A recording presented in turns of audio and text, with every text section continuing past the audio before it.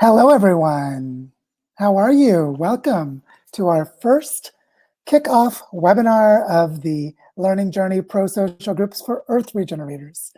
So glad to be here with you. I'm Joe Brewer, one member of the host team, along with JP Parker and Daniel Sue, who both just dropped a message in the chat box. The three of us together are your host team for this learning journey. And we also have a group of people who are stepping up to help as facilitators, and you'll learn more about who they are later because they're among you, and there are quite a few of them. And we are really excited to get into this 8-week-long process where we're going to explore how to create prosocial groups, what a prosocial group is, how to increase our psychological and social capacities to be together with each other, and how we apply this to restoring ecological function of landscapes and creating resilience, health, and well-being in communities. And so we're very excited about all of this.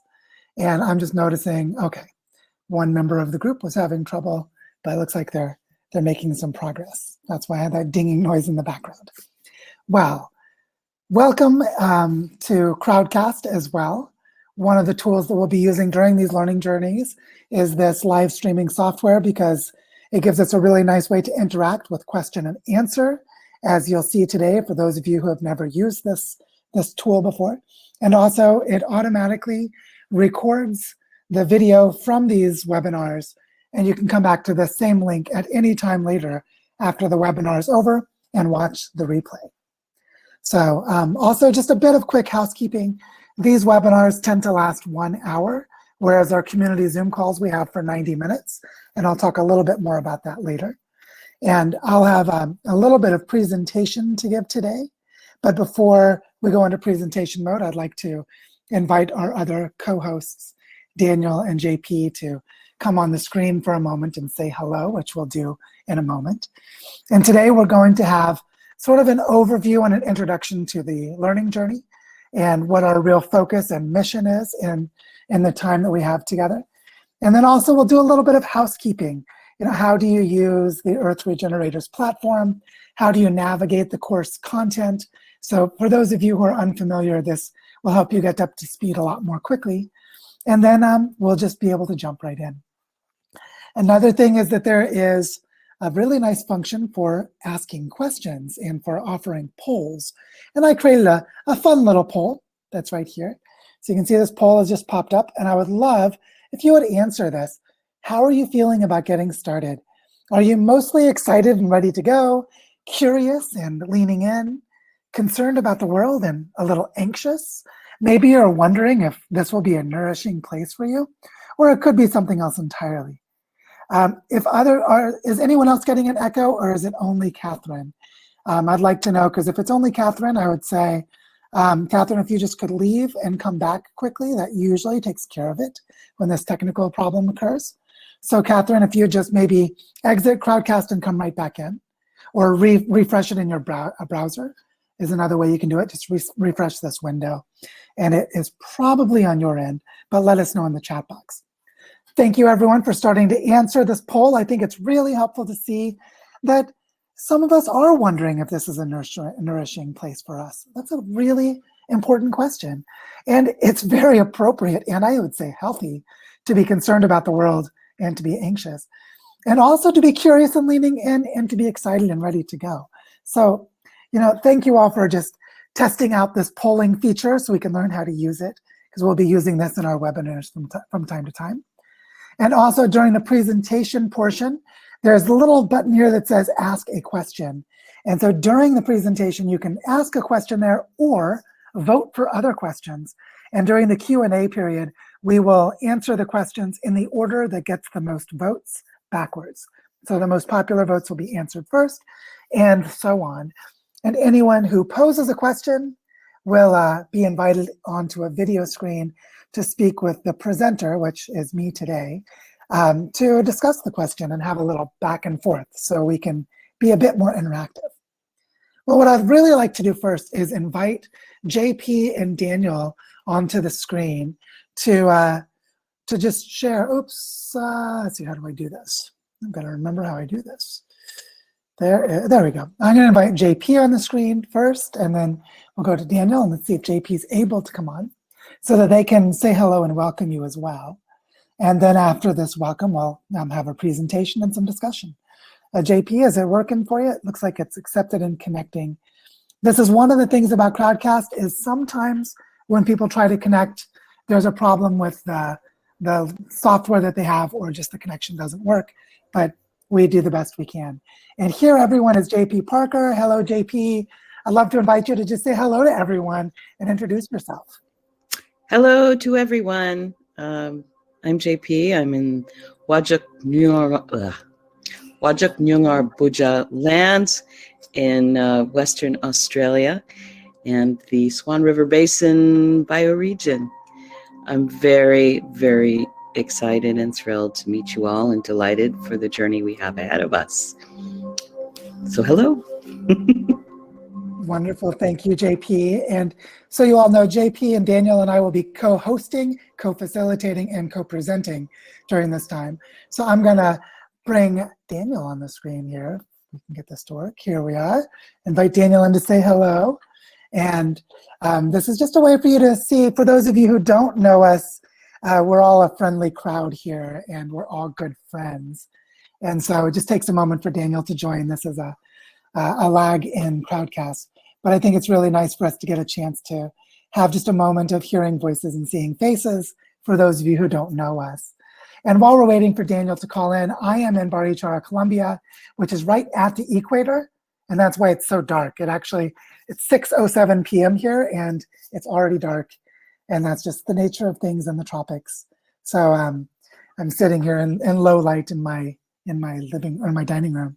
It says Daniel's accepted and connecting, but there's a little time lag.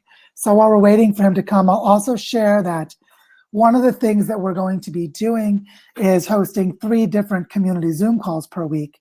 And you are welcome and encouraged to attend as many of them as you like. And we've really scheduled this so that the webinars are at a time that both Daniel and JP can participate as facilitators and presenters, because Daniel is in Singapore and JP is in Australia. And so that's why we're doing it in the evening time in the US, which is the middle of the night for Europe, which is a little inconvenient for folks there. But it's really good to have the ability to watch the replay. And then the Zoom calls are set up where at least one is in a time zone that is good for you, wherever you are on Earth.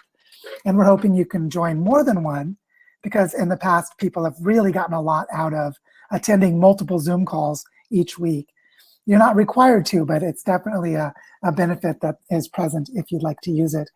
And for some reason, Daniel's not able to come on the screen, which I don't want to delay us if we're having technical problems.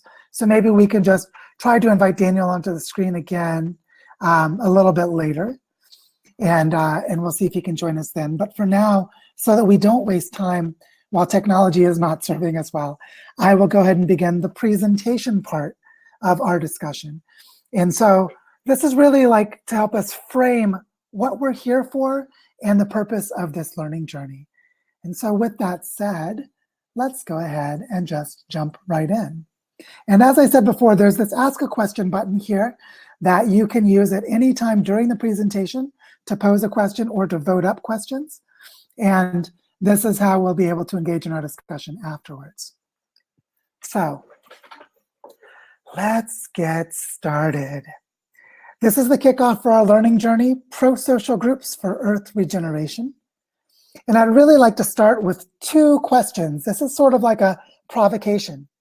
You know, human beings have done some pretty incredible things, like creating the Great Pyramid of Giza that's in Egypt, and also building the International Space Station that's currently floating and orbiting around the Earth above our heads. And so a question is, how is it that humans came to be such amazing cooperators? I mean, there are probably 6 million or 7 million person hours put into building the International Space Station with all that's involved. An incredible amount of international multicultural cooperation.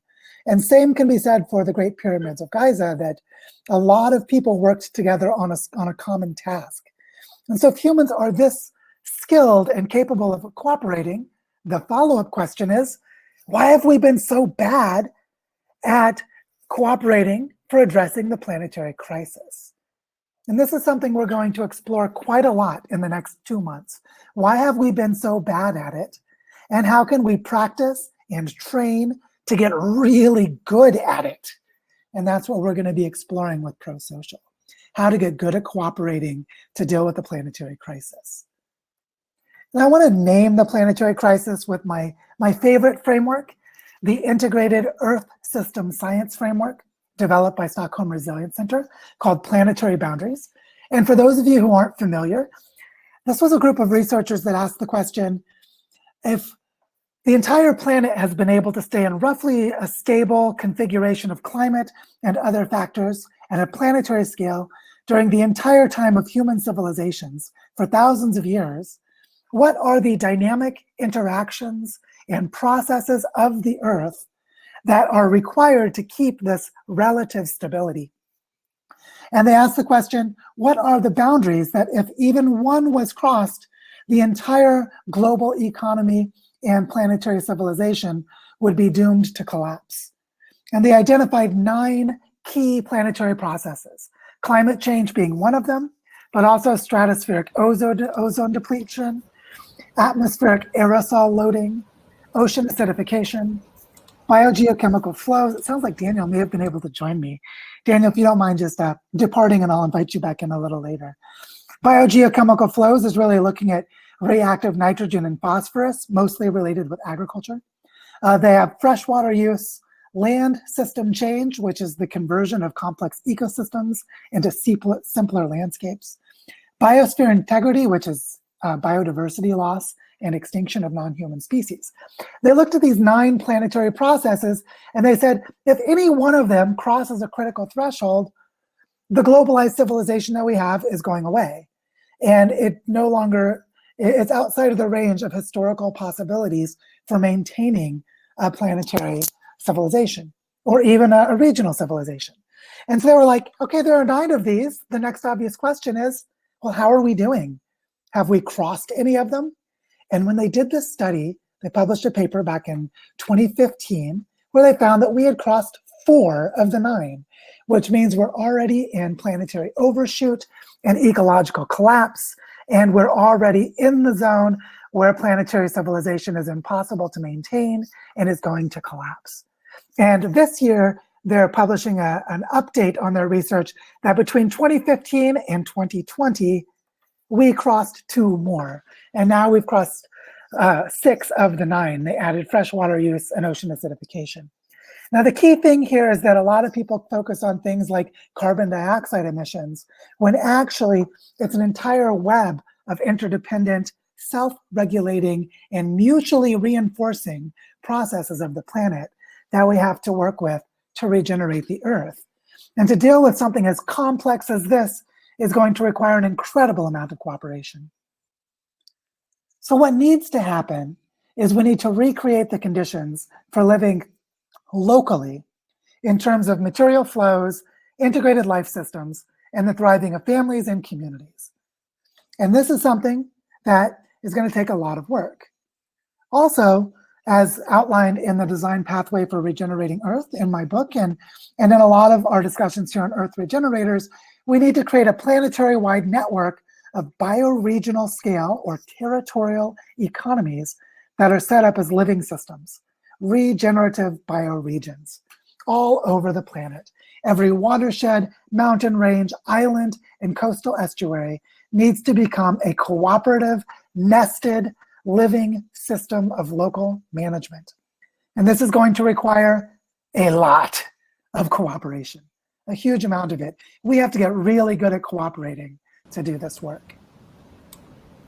So I have a provocative question for you, something that you may not have heard before.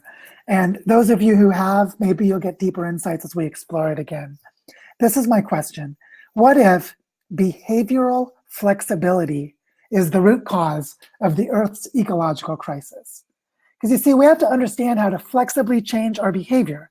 We need to understand what causes polarization, conflict, and fragmentation, this yes and no cartoon on the left. And we need to intentionally guide the evolution of culture, so we can create the conditions for this on the right. People working together for a common purpose, collectively intelligent in what they're doing, and feeling supported and nurtured while doing it together. So we need to have the behavioral flexibility to do this. But what do I mean about behavioral flexibility is the root cause of the Earth's ecological crisis? Well, first of all, what is behavioral flexibility? I created this little diagram to show us sort of a range of behavioral flexibilities. If you look at this rock down here in the bottom left, rocks sort of have two behaviors. They sit or they roll. And so if a rock is sitting, it's being affected by the force of gravity, and it has no ability to change its behavior. Something can push it or bump it or nudge it to cause it to roll and fall until it comes to a place of being stationary again. Its flexible range of behavior is extremely small, and it's not able to direct its own actions in any way. Whereas if you look at this potted plant, this plant does have some flexibility in its behavior, because you could start to grow it with the sunlight to the left, and the vines would grow to the left as you see now. But then if you moved the plant to a different room or turned it, it would start to grow in a different direction to point toward the sun again. And so plants have some flexibility in their behavior to respond to environmental conditions. But they don't go anywhere near the intelligent active learning of this rat that's here on the right. This rat is a mammal with a brain and a central nervous system. It's a social animal that's able to learn from its peers and able to do things like solve problems, navigate mazes, find food, and it can change its strategies based on new information and learn across its lifetime, building up a repertoire of diverse behaviors. So the rat has much more behavioral flexibility than the potted plant, which has more behavioral flexibility than the rock. If you see what I get at here, behavioral flexibility is the ability to shift the behavior and change behaviors and create a diversity of behavioral responses to achieve goals of the organism. What's interesting is that behavioral flexibility increases with growing social skills. And you can see this in the evolutionary history of humans. Some 3 million years ago, we started making stone tools. We learned how to use fire. We started engaging in cooperative hunting. We started to be able to read tracks and to really develop very complex ecological knowledge. And eventually we became shapers of ecosystems and landscapes with increasing technological skill and increasing social knowledge. And as our ancestors did this, they grew an increasingly diverse array of behavioral responses, because our hominid ancestors and modern day humans now are incredibly flexible in our behaviors. This led to very complex patterns like the birth of agriculture, the formation of permanent settlements, which created growth of population centers. And that led to the ability to have a diversity of economic roles. So you could have accountants, and you could have warlords, and you could have peasant farmers, and you could have midwives, and so on. And as this social complexity increased and the number of social and economic functions began to diversify, there was an explosion of behavioral flexibility in the human lineage. Now, what's interesting is this continued until the quote-unquote cultural success, the explosion in social complexity and technological complexity that happened in the last 150 years, causing us to cross those planetary boundaries, causing us to use computer simulations to study the limits to growth for the planet and develop very sophisticated understanding of how we're possibly creating the conditions for our own extinction. So this behavioral flexibility is both our curse and possibly our salvation. Because if behavioral flexibility is the root cause of the Earth's ecological crisis, it is also our only way to avert disaster. My friend Aaron Frank, back in 2018, interviewed me and wrote this wonderful article, How Cultural Evolution Can Give Us the Tools to Build Global Scale Resilience. And what you'll see in that article is, in one 2,000-word essay, a short version of what we talk about all the time at Earth Regenerators, which is, if we know how cultural evolution works, we can intentionally guide our cultural evolution to achieve our goals including regenerating ecosystems and landscapes, and possibly the entire planet. So, if we have this incredible ability to be flexible in our behaviors and to change how we cooperate, we might want to just start to explore, how does cooperation work?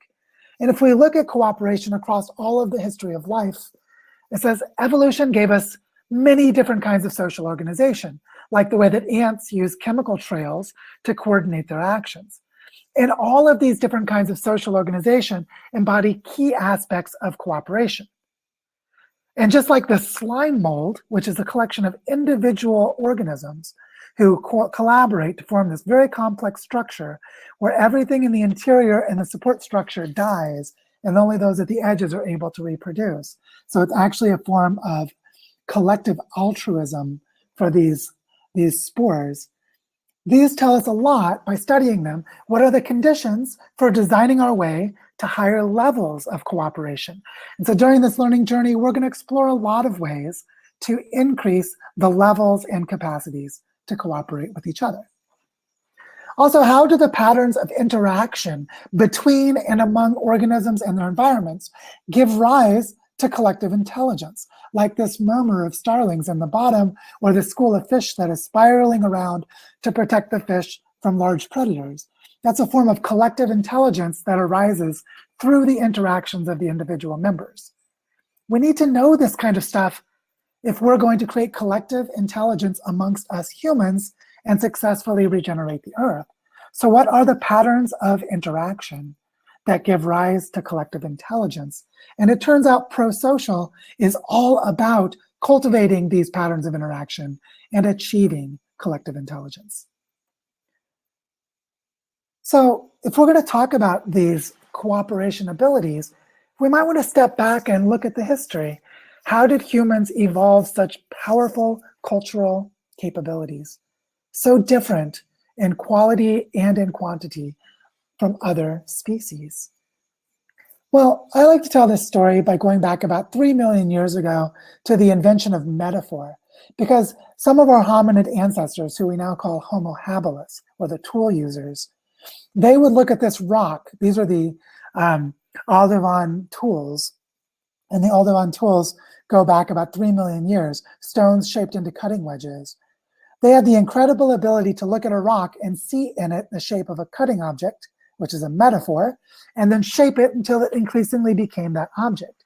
And they also developed the ability to communicate this with each other so that they could cooperate to teach and learn and become more skilled at making stone tools. So this is already a preemptive form of cooperation, the ability to have a conceptual space and to share it with an understanding of purposeful actions with other members of our community.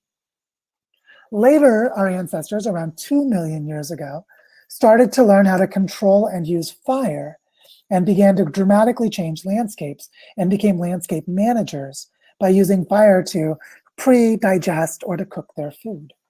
And this created a really interesting and powerful effect in our ancestors, which was really essential to creating our cooperative abilities and cultural capacities that we have today. And that is this. I call this the tale of two guts, because it turns out that when our ancestors started cooking, they were able to take some of the digestion that needed to happen in their intestines and externalize it to the fire pit. So they could remove dangerous microorganisms. They could make the food more tender and easier to chew. And this allowed our ancestors to have smaller jaws than other primates, but it also reduced the evolutionary pressure to have long intestines. This can be seen today by comparing a human to a gorilla, where you'll notice that if you scale a human and a gorilla to the same size, the guts are about twice as big. And when you measure them on the inside, the intestinal tract of a gorilla is twice as long as that of a human. Well, it turns out the two biggest energy drains on a mammal are brains and intestines. The brains use a huge amount of energy, and so does the digestive system. Well, cooking removes some of the need for energy in the intestines, which made it easier for our ancestors to put some of that surplus energy into growing larger brains, which increased and selected for social and cultural capacities. So by learning to use fire and externalizing digestion to our environment with the tool use of cooking and fires, it enabled a developmental pathway across many generations for our ancestors to grow larger brains and become more cultural. And so over time, the primate that cooks was able to grow her brain larger by shrinking her intestines. So this cultural capacity created a parallel track, what the researchers call dual inheritance. You inherit social and cultural capacities, and you inherit genetic aspects of your ancestors. And so you begin to have cultural evolution running alongside biological evolution and enforcing and feeding each other, so that cultural evolution reduced the size of our intestines and enabled our brains to get bigger. And this is just a powerful way to show how this cultural capacity was shaping the anatomy of our ancestors to make them different from the other primate cousins, which remains true to this day. A related concept that we've talked about in other learning journeys is niche construction. Niche construction is when the organism structurally changes their environment in a way that gets inherited by future generations. So beavers shape their rivers to form a niche that can be inherited by future generations of beavers. Similarly, spiders can turn the air into a food retrieval system by building the niche that is their web. But of course, each new generation of spiders needs to build another one. Humans don't have to do this. Humans create social niches that are able to grow in complexity and become more sophisticated, and also become more enclosed and self-directed toward our own kind. And one example of this is the niche of the fire pit, where people cook and tell stories together, but also the social niche of shared language, shared values, shared worldview, shared understanding, shared concepts, shared tools, and so on. And so this ability to have this social niche where we learn and grow amongst each other through language and technology enabled our ancestors to create something called cumulative cultural evolution, which is we could form social niches and then build upon them so that the social niches themselves become more complex and get inherited. What does that look like in practice? It looks like this. It looks like the way that engineers design new cars. If you look at this car moving from 1966 to 2006, you'll see that some elements are inherited from one generation to the next, but they accumulate innovations that increasingly make more complex and make more powerful the technology that's being used.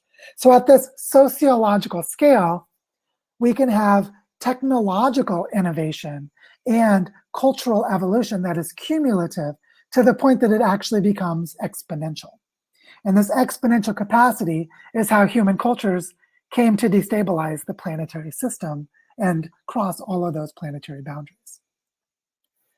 But this means we can actually guide this process using prosocial. We can guide cultural evolution toward goals we set together. So the way we're going to be doing this is we're going to form teams. We're going to use the prosocial process to learn how to form teams that actually work to achieve the goals those teams are set up for. And then we're going to have those teams work together to coordinate actions around bioregional and planetary regeneration. And we're going to target these actions toward planetary goals of Earth regeneration. And we can do this using fully demonstrated tools and frameworks, things that have been well studied, they know how they work, and we know that they work. So when we're using them, we can study them and be sure that we're using them right and use them to achieve these kinds of goals. And the way that we say this in the Earth Regenerators community is that we want to weave the social tapestry and form bioregional webs so that a bunch of different prosocial groups, like this learning journey will be a prosocial group.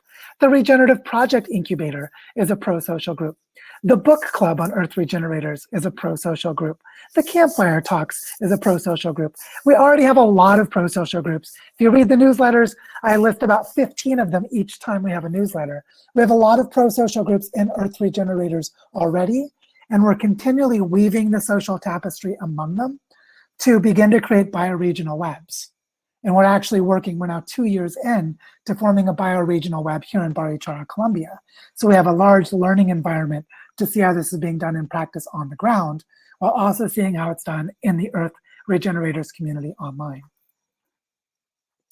So how do we weave this bioregional web? Well, we do this by organizing around functional landscapes. That is where the structure and shape of the landscape itself tells us how the function of that landscape works. So you might have river basins and plateaus, like here in Barichara, Colombia, where I am.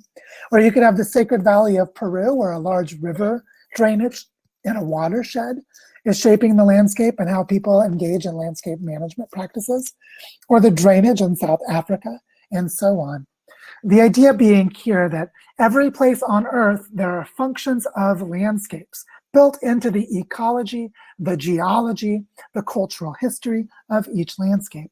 And we can work with those functions to organize ourselves into prosocial groups and to form prosocial webs. And this is how we form bioregional webs and form a network of bioregional projects. So we'll be exploring this a lot more throughout the learning journey and beyond afterwards, because there's so much to learn. But the idea here is we need to learn how to cooperate, and we can use landscapes as a key part of how we form social niches to cooperate together and achieve regenerative goals. Making this more concrete, at the heart of Earth regeneration is the ability to share, trust, and work toward common goals. This is a photo that I took last year as we were digging a circular contour swale in what we affectionately call the island in the Bioparque, which is a community reforestation project here in Barichara. And you can see that all of our friends are focused on the same goal. We're all using our pickaxes to dig this hole. Even the dog, that dog is named Mongo, is there right in the middle of the action.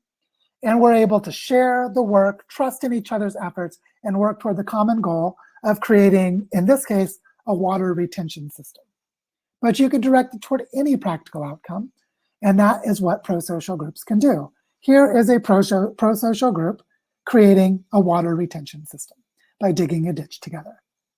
So, the little secret that doesn't get told nearly enough as people talk about all the problems in the world is that the way we regenerate the planet and safeguard humanity's future is to cultivate the conditions for trust and cooperation. And we do this at the scale of small functioning groups, and then we weave them together. And that's what we're going to be exploring in prosocial groups for Earth regeneration. And so I want to stop there and invite us into a discussion. Let's see here. I'm going to close screen sharing. Here we go. And I'd really like to invite a dialogue around this for a little bit, and then also do a little bit of housekeeping. And so the real point of all this, first of all, if you have any questions, there's an ask a question button right here. So you can write questions there and I'll see them, and then we can engage in some discussion. And also I can try to invite Daniel onto the screen again, since there was a delayed reaction last time. Daniel, it still says you're on screen. Okay, I'll take you off screen. And then I'll put you on the screen again. Where are you? Let's add you to the screen. So Daniel, I'll try and invite you on the screen again. And what I'd like to invite is any questions you have about this part of the work. How is it that humans evolved the cultural capacities to cooperate the way that we do? How did it become so powerful that humans became, in one geology paper, they called humans a geomorphic agent. Do you translate those words? Geo is Earth, and morphic is shaping. Earth shaping humans. We are an agent of changing the shape of the Earth. And so how did we gain this incredible ability? And what do we do with it to guide ourselves toward our goals? And yay, Daniel's here. Daniel, I'd love to invite you to say hello to everyone. Says your mic is muted. There you are. Hello. Can you hear me? Yes. Hello, everyone. Old friends and new friends. It's nice to join you all. I'm calling in from Singapore. That's the ancestral lands of the Orang Asli and the Orang Laut. And I think what you did, Joe, was to give us a very fertile container to discuss what prosocial might mean. And I think I really appreciated how you grounded it at the end with regards to what does this mean for us to practice, with regards to being a witness to our emotions, being able to be designers in a space of small groups and designers of relationships, and seeing the work that we do in our day-to-day lives as, yeah, how do we weave more prosocial groups so that we can use this naturally given birthright of humans for behavioral flexibility and put that into good use for cultural evolution towards regeneration. So I just want to say thank you, and I appreciate you all. It's good to see you all. Thank you, Daniel. Lovely to have you here. For me, it's really an honor to be with Daniel because we met in the Prosocial Facilitator training that Paul Atkins was teaching last year. And I think Daniel knew who I was before, but I hadn't met him yet. And we've been good friends ever since. So for me, it's such a pleasure to get to co-facilitate with JP and with Daniel. They're both, as you all will learn if you don't know already, they're just awesome. They're like people you want to hang out with. And so it's going to be really nice to have this group of people here. If you have any questions, post them in the Ask a Question box. I see one has just appeared, just as we speak. This is from Vivek. How does one discern between specialization and behavioral flexibility? And he says he may not be able to get on the screen because he has a weak connection. So Vivek, maybe I just won't invite you on the screen since you have a weak connection. And I'll say, he's asking, how do we better discern between specialization, such as I specialize as becoming a brain surgeon and you specialize as becoming a car mechanic, and behavioral flexibility? And I would answer this as that specialization is behavioral flexibility, because behavioral flexibility here is the composition of behaviors in the population. So the person who is doing brain surgery has a set of behaviors like how to hold a scalpel or how to read an x-ray or other things they may be monitoring. That is different from a car mechanic doing a diagnostic on the oxygen exchange for combustion in the cylinder of an internal combustion engine. And so behavioral flexibility includes that we have different perspectives, different specific things that we do, different skills and knowledge and tools we know how to use. And that specialization is an indication of the underlying capacity for behavioral flexibility. Because if you look at a population of 1 million human beings, like take 1 million people that live in the city of Seattle, or 1 million of the people who live in Paris, and just observe what all of them do and make a huge inventory, you'll find that that million people do collectively hundreds of thousands of behaviors in aggregate. And this is a measure of behavioral flexibility for the entire population of 1 million people. So specialization of labor is an indication of the human ability to have behavioral flexibility, just like with ants. If you go to an ant colony like leafcutter ants, where you might have 12 different body shapes and 20 different tasks, then the behavioral flexibility might be 20. Whereas for this group of 1 million humans, it's several hundred thousand. And so it's just a way of thinking. Those numbers may not be accurate, but just want to show you how the thinking is for this. That behavioral flexibility is the repertoire. It's the collection of possible behaviors. So I could take salt and I could add it to turmeric, or I could take basil and mix it with olive oil and make pesto. And these are two different behaviors, but both of them are involved in cooking different things. So this is a way of thinking about how our behavioral flexibility gives rise to social complexity that is expressed through specialization, if that makes sense.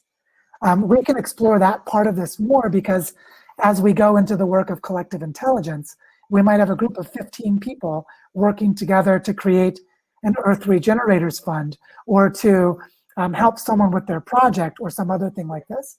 And this ability for behavioral flexibility will be drawn forth from the members of that group. Like, oh, this person is a really good graphic designer. That person can create a website. This person has access and connections to certain kinds of people. And all of these are part of the behavioral flexibility of that collection of people. So I hope that is going to help us at least think about how social complexity relates to behavioral flexibility and this idea of collective or aggregate intelligence. But there's no aggregate intelligence if there's not cooperation. Instead, you have fragmentation, and you can have people working toward competing and conflicting goals. And so to have be people working at nested levels, where they may have local tasks that are connected to larger missions, that are connected to a larger purpose, how do those become coordinated and coherent is a question of prosocial. I see another question coming in here from Daniel. Daniel, let me know if you'd like me to invite you on the screen. Just let me know in the chat box. And I'll go ahead and start answering. It says, there are stories we tell ourselves, we tell about ourselves in the context of nature. One of it is that humans are wired. Yeah, I'll go ahead and invite you on the screen. One of these is that humans are wired for being social, for altruism, for social learning, etc. The other story is that humans are so unlike other non-human life and separated from nature, quote unquote, that we wreck things and mess stuff up beyond any other species. What's the deal with this? Is this just about our behavioral flexibility, not scaling with wisdom and appropriate planetary scale? What I would say here, at least partly, is that our cultures can also become like echo chambers, where we lose the ability to get direct feedbacks of information from our environments, so we can go way beyond a place of balance and harmony, and for a long time not see it. And that's one piece of this. But I'm curious what you were thinking, Daniel. Maybe elaborate on this question just a little more. Yeah, I think where it comes from is that I've been reading this book about the difference between social learning between great apes and humans. And I think one big thing that they talk about is the much more sophisticated degree that we have social learning and imitation, and also the gestural language.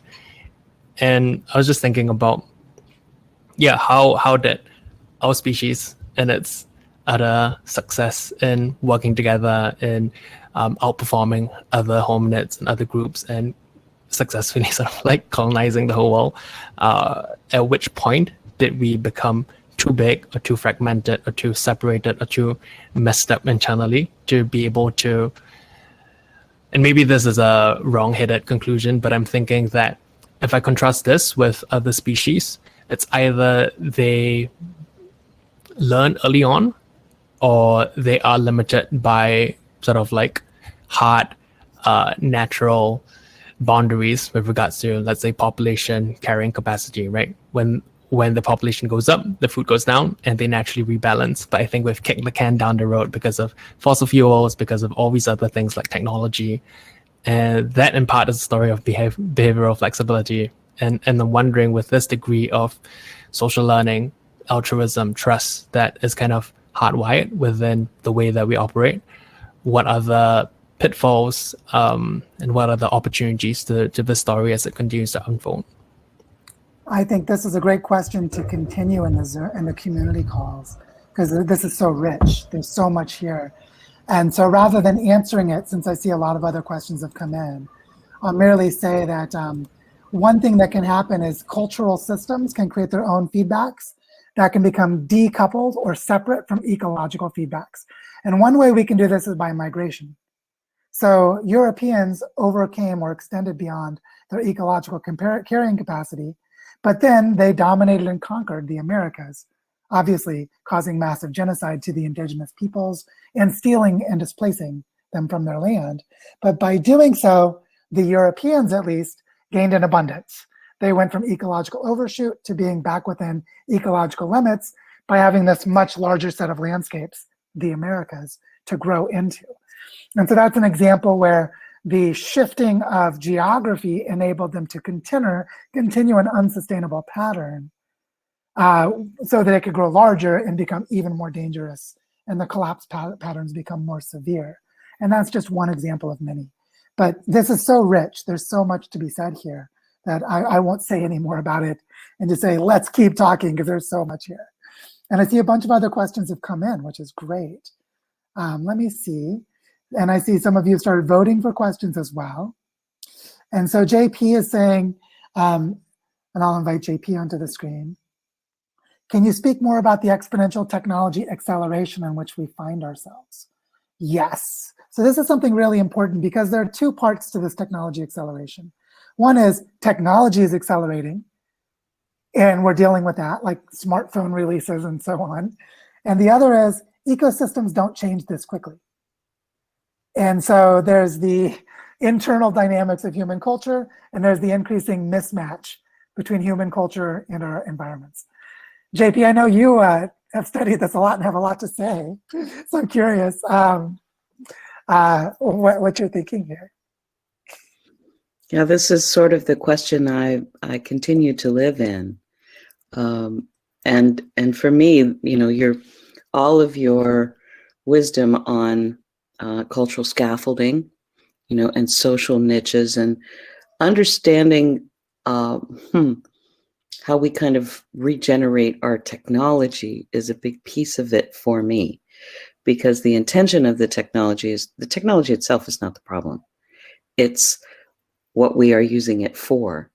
And in your Tale of Two Guts, which I love, by the way, that's awesome. We have the red fire and how it changed us. And now we have the white fire, which is electricity, which has empowered all of this. Yeah, as we know, it boils down to energy. But from the complexity standpoint, our socioeconomics have turned our intentions toward self, toward isolation, toward survivalism, and all of that. So the question where I'm living is, I guess, how we restore trust and cohesion, because obviously it's been atomized and separated. And you were talking about Descartes last night, and that's probably pretty much where it happened. For me, though, the incredible power that the weaponization of technology now has, you know, and we're seeing it particularly in the movement from big energy, big pharma, big industry, to now big data, and the manipulation of us as social beings as a technology that's been weaponized, that's actually being weaponized. So I wanted your thoughts on sort of how we see ourselves reclaiming that extraordinary power to serve our stewardship of the planet and our reweaving our relations. Well, when I was reading Wade Davis's book, One River, which is the history of ethnobotany, one of the things that I learned is that all plant medicines used in shamanic rituals are actually poisons. And so the way that the poison is used is either medicine or it's harmful. And so the lesson is that it's not whether it's innately good or bad for you, but how you use it and in which web of relationships. And the way that poison becomes medicine is when it's directed toward cultivating the sacred.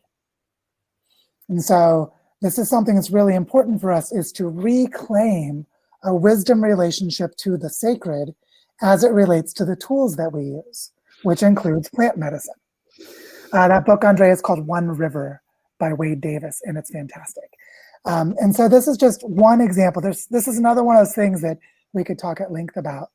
But I just want to name that part of the elixir, the sort of magic potion that can heal us, is to reclaim the stewardship of ethics for our own culture. We steward the ethics of our own culture, which is exactly what Eleanor Ostrom talked about, and how to govern a common pooled asset, which we'll be talking about that a lot in Prosocial. A group forms around a commons, like we all care about this river, and it's a commons. And whatever the commons is, we act in its care. And so this cultivating the ethic of care for our own culture, the relationships that we have, I think is, if not the answer, at least it's a big part of the answer. But yeah, super important question, JP. Thank you for that, Joe. Appreciate it. Lovely, lovely. I'm really enjoying how all the questions that are coming in are really great, and they've been involving our host team, which was just accidental, but really nice. But I see a question here that's come from an unnamed user, because I don't know who this person is. You didn't add your name, but someone asked a question that, oh wait, I see it. Is it Liz? It's Liz. Hi, Liz. And Liz asked, and I'll invite Liz onto the screen, to confirm, is behavioral flexibility always a choice for humans? Ooh, I like this question because it's sort of a double entendre. Is behavioral flexibility always a choice for humans? And I would say at one level, yes, and another level, no. And also the classic, it depends. Because if I'm an addict who's trying to recover from extreme trauma by drinking myself into oblivion, I have some ability to manage and make choices about my behavior, and I have some pretty significant constraints, developmental constraints, that will make it really hard for me to make choices. And so this question of can we choose behavioral flexibility depends on a developmental process, the cultivation of nurturance, restoration, and healing of our capacities. Oh yeah, Liz, I'm sorry, sounds like she's having some technical problems. So apologies, Liz, you won't be able to come on at the moment, but that's okay. I hope this is still giving you a good response. That we can choose the developmental direction of our behavioral flexibility more easily than we can choose our own behavioral changes. And this is something we're going to see with the ACT matrix. For those of you who aren't familiar, this is from acceptance and commitment therapy, which is part of contextual behavioral science. But there are actually ways to cultivate capacities to make choices by learning how to regulate and manage your emotions in very particular ways. And this increases your ability to choose from your repertoire of behaviors. But it has to be cultivated, and it's more powerful to cultivate it with pro-social support from others who are helping each other to do it. So the pro-social group helps us to become managers of our own behavioral change. And we'll be exploring that a lot more as we go on. But we have choice at some level at all times, but we don't have all choices. And learning how to manage that, how to notice it, and how to accept it, which is part of the acceptance and commitment therapy, is a big part of how we build pro-social capacities without judgment and grief and despair for ourselves. So this is a hugely important question, and Liz, thank you so much for asking it. It's a really good question, and we'll explore this more as we go along. I'm just wanting to take pause for a moment to notice we have about 10 minutes of our scheduled time left. And what I'd like to do now is just answer one more question and then shift for a moment to doing a little bit of housekeeping to be sure the housekeeping gets done. And then after that, we can go back to questions and go over time for those who would like to stay. And anyone who can't stay could come back for the recording later, if that's okay. And I see a question here from Max. So I'm going to invite Max onto the screen. And Max is saying, what are some of the other most useful niches we've inherited for the purpose of responding to planetary boundary violation, crossing of planetary boundaries, in addition to prosocial? And what are some of the most harmful? Max, great question. I'm curious what you think about this. And hey, it's great to see you. Yeah, good to see you. Looks like we're hat buddies this evening. Yeah, let's rock it. Whatever. Tell me more. What are you thinking here? Yeah. Thanks for answering this question. It seems like maybe a good question for the outset of the program, because maybe we can kind of see what's outside of the bounds of prosocial before we really dive into that particular niche. I don't know if you would refer to it as a niche or just an element of culture, prosocial. But what I was thinking was that, well, we live in a world that is so evolved, like culturally so evolved and so far down that path of cultural and niche and dual inheritance, that evolutionary process, that it seems that if we are to dramatically change the way that we inhabit this planet, it would potentially require, to some degree, a return to a less sophisticated level of cultural evolution, unless there are existing niches which already contain, let's say, the solutions to our violations of the planetary boundaries. So I'm wondering if you're thinking of any that, other than prosocial. Yeah, I'll give one harmful one and one helpful one. Okay. Because there's a lot more, but a harmful one started in the 1600s in Britain with the enclosure movement, which was when the commons, the Commonwealth, which was commonly managed by peasant farmers, became privately owned with deeds, and landowners could charge rent. And this was the birth of modern day capitalism. And what happened with private land ownership was that it allowed the privatization of the commons to be used to consolidate wealth and power, which is a niche formation process and a niche. It's a niche at any time, but it's also continually shifting how niche formation can occur. It has a direction and a bias, right? Those who become more concentrated in wealth and power have more influence over those who don't. And so those who shape niches become more entrenched, and those who are excluded become more deeply excluded. And this is also the birth of mass poverty, for those who are wondering. Mass poverty requires mass populations, and it didn't exist before the enclosure movement. There was poverty at times, but never mass poverty. So it was invented by the British. Woohoo, go Empire. and so this is an example of a niche and a niche formation process that is overwhelmingly harmful. But you can sort of see how it happens. The consolidation of the ability to influence is directed toward those who are exploiting, extracting, and harming others, which is why it's inherently harmful. Which doesn't mean everyone in it is doing harmful things, but the process itself is harmful. And so that's really interesting. Now, an example of one that's really helpful is agroecology. For those who don't know, agroecology is not agriculture. Agroecology is creating resilient food systems and life systems using deep interdependent relationships with the ecosystems of our surroundings. And in the nomenclature of permaculture, it's called a food forest. But basically, it's a dynamic interaction with a tremendous amount of ecological knowledge about all the uses of plants and animals for everything needed by the humans while managing for the balance and harmony of their ecosystems, which is how sustainable human cultures work. And by the way, all of these sustainable human cultures have been indigenous. And so there's a lesson to be learned there about going back to ways of the indigenous to recover things like agroecology.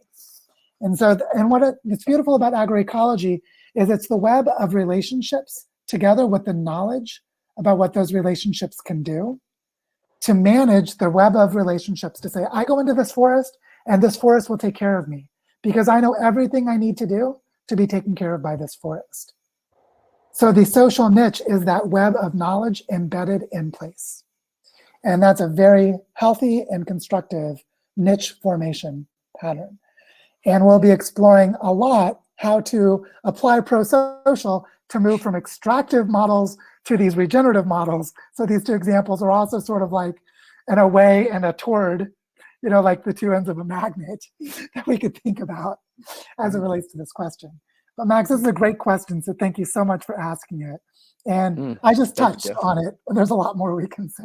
Yeah, I can tell you'd like to say more. I want to say more. But I want to be sure to get the housekeeping done for anyone who needs to leave.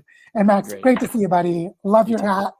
We're rocking it here with the colors. Indeed. All right, see you soon. What I want to do really quickly right now is for those of you who aren't familiar, I'm going to do screen sharing and just show you a little bit about how the learning journey works and also how to navigate the course material on the platform so that you can find all the activities in the future. And this is just so that you're not lost and you know how to find your way around.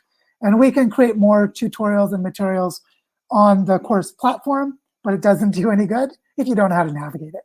So I'm just going to do a quick screen sharing and just walk you through this because this is, I think, is just going to get us all up to speed more quickly. And for those of you who are familiar, please forgive me, but I think you'll appreciate everyone else in the group knowing how to do this.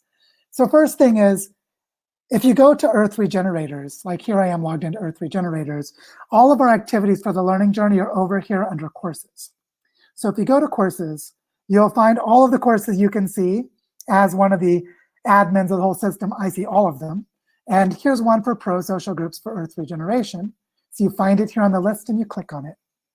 Once you get here, you'll notice that the color of the background changed to blue from green because now everything here, including the sidebar, is all content for the course. And it's set where the activity feed, should be like the news feed on Facebook, is what's presented here. But also each week, we will have new course material, which you get to by clicking over here. And then you'll see the first homework activity and a little viewing we did here, seeing an entire forest, which I encourage you guys to come back and do. And we will be adding lessons and sections. So each week you'll get new activities to do under the course material. And this is how you find them. Also, if there are any other members of this learning journey you want to connect with, you can find them under members. And then you can send them a direct message, or you can also go up here to this little chat area and type in the name of a person and connect with them directly. And we encourage you to find each other and connect with each other. The other thing to know about is events, that if you go to the events page, you'll see all of the upcoming events, including all of the community Zoom calls for the entire 8 weeks. They're all scheduled on here. And if you sign up for any one time, it'll give you the opportunity to sign up for all 8 of them, because they'll happen weekly. And each week we will post the next webinar. So there's only one webinar here now. And early next week, we'll post the next webinar for you to sign up for. But I just wanted to show you, this is where you can come to sign up for events. So that's one thing I wanted to show you, so you could at least get a basic feel for how the navigation of the site works. The other thing I wanted to show you is this, that we have our kickoff webinar right now, except it's not at 1 p.m., it's at 6 p.m. And but that's okay. The times are actually wrong on this. I think I put them in the wrong place. I apologize. But what I want to show you is that we have 3 different community Zoom calls, 1 on Sunday and 2 on Monday. And you can join any or all of these. These times are wrong, so let me do this better this way. And say the Sunday times are Central, all of these are Central Time US. The 6 p.m. time on Sunday is, I think, 7 a.m. in Australia and Singapore in the morning on Monday. So those people who are in the eastern part of the planet will be able to attend this Sunday session on Monday morning. And it's a nice, relaxed time. Then also on Monday, there's one at 11:30 a.m. Central. That's 9:30 a.m. Pacific. And this one is a good time also for people in Europe, because people in Europe might be 5 hours ahead. It would be the late afternoon for these folks. And this one is not a very good time for people in Australia. And then the third one we have is Mondays at 4 p.m., which is really early for people in Australia and Singapore, but it's not a bad time at all for everyone in the Western Hemisphere. And it's a little bit late for people in Europe because it's around 10 p.m. But I just want to show you that each week we'll have all 3 of these time slots, and you can attend all of them that you like. And that's what I really wanted to show you, was how you actually have your choice among all of these options. And so if you go to the course page and go to the events, you can sign up for any of the community calls that you like. And we encourage you to sign up for them. And one other thing about this is each week we'll have a webinar that lasts an hour. But the real beauty of these learning journeys, and everyone who's been through one before will tell you this, was in the interactions in the community calls. We have heartfelt moments. Deep feelings are shared, deep vulnerability. We become friends with each other here. And so in this learning journey, we're really going to be practicing how to, just closing that so that doesn't beep anymore, how to be in prosocial groups and learning a lot about what prosocial groups are. And we're going to be applying it to our own groups, which will let us be in these nurturing environments with each other. And so just wanted to share that, because the community Zoom calls are really where the action is. They're way more important. I mean, we definitely frame and set the context with these webinars, and people do get a lot out of the webinars. But I would say probably 2/3 of the work, 2/3 of the learning, or maybe even more, is in the community Zoom calls. And so I really encourage you to attend them. So basically this means you have 3 kinds of activities: a weekly webinar, community Zoom calls, and weekly homework activities on the site. And yes, Jonathan, this chat is saved, so it'll be stored on here when you come back for the replay. And you can also come back and rewatch this at any time. The replay is available about 1 minute after, and it's really fast, about 1 minute after we're done with the webinar. So now we're actually at about 4 minutes over our agreed time, which means this is a good time for us to start a wrap up. Except I see a couple of other questions here. And I just want to answer one that Vivek asked. Does it help to have the Prosocial book for this learning journey? I would say it helps to have the Prosocial book, period. If you don't have the book Prosocial, you should get one. It's a great book. Also, I would say that this learning journey is complemented by, and will go much deeper if you go through a Prosocial facilitator training with Prosocial World. They are very complementary. And actually, the person who leads those trainings, Paul Atkins, has been so excited by what we're doing that he joined this learning journey and will be a participant with us. So when you see Paul Atkins here, he's one of the trainers of Prosocial, and is a lovely human being, and we're very lucky to call him a friend. And he is the lead author of the Prosocial book. So that's my answer to Vivek's question. Hey, Paul, there you are. He's here now. That's wonderful. And I see Bronwyn had a question that I think, if it's okay, I'll just let sit. And I'll just ask the question for the sake of the recording, but that we don't go into it. So she says, but our current behavioral flexibility is so widely driven by seeking to make profit, accumulate material goods, etc. Bending that flexibility towards regenerative goals seems to demand something more than just flexibility. And yes, Bronwyn, what I would say is it demands collapse of that system. And luckily for us, that system is a self-terminating pattern. It'll destroy itself and collapse, which is horrible in one sense, but we also don't have it to do anything to fight it. It's going to kill itself. But we will talk a lot more about how to relate to these destructive patterns in the extractive economy, and how pro-social groups can help us create safe spaces that are separate from them, that can give us a space to turn and move in new directions, which is going to be really, really important for regenerating the earth in the next 50 to 200 years, and really especially in the next 10 years. We have to really set some things in place before the global collapse intensifies so much that we can't set those things in place. So now I want to just close by saying, thank you all so much for being here. I feel that this work of creating pro-social groups, and I'm not exaggerating, is one of the most important things that we can be doing with our time. Because the better we get at cooperating and guiding our cultural evolution and making it possible to choose which behaviors we take and which ones we don't take, is also whether or not humans go extinct. Humans will go extinct through the blind patterns of collapse, or at least it's a very real possibility. But if we consciously choose to create local pockets of resilience and form a tapestry among them, chances are really good that at least some of them will survive whatever hardships are coming.